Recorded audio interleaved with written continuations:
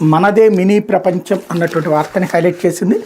2023 November 19 ICC one day ప్రపంచ cup ఫైనల్లో Australia చేతిలో భారత్కి ఊహించని పరాజయంతో యావత్ దేశం మౌనంగా విలపించిన రోజు.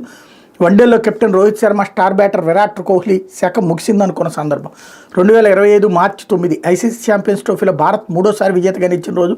న్యూజిలాండ్పై విజయంతో వన్డే ఫార్మాట్లో మినీ ప్రపంచ కప్ను కైవసం చేసుకుని దేశాన్ని సంబరాల్లో ముంచెత్తింది రోహిత్ సేన అంటూ ఏడాదిన్నరలోపే ఎంత మార్పు. వన్డేల్లో కెరీర్ ముగిసిందనుకున్న రోహిత్, కోహ్లీ ఇప్పుడు ఛాంపియన్స్ ట్రోఫీ విజయానికి ప్రధాన సూత్రధారులు.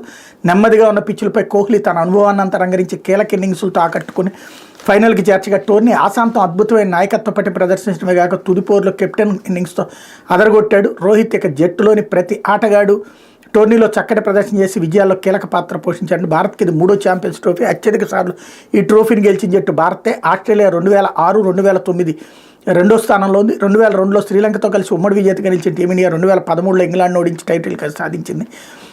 ఇది అసాధారణ మ్యాచ్ అంటూ, అసాధారణ ఫలితం అంటూ ప్రధాని మోడీ, భారత్ జట్టు సాధించిన అద్భుత విజయాన్ని యావత్ దేశం ఆస్వాదిస్తోందంటూ సీఎం చంద్రబాబు నాయుడు స్టేట్మెంట్స్ని ఇక్కడ హైలైట్ చేశారు. లేకపోతే చిన్న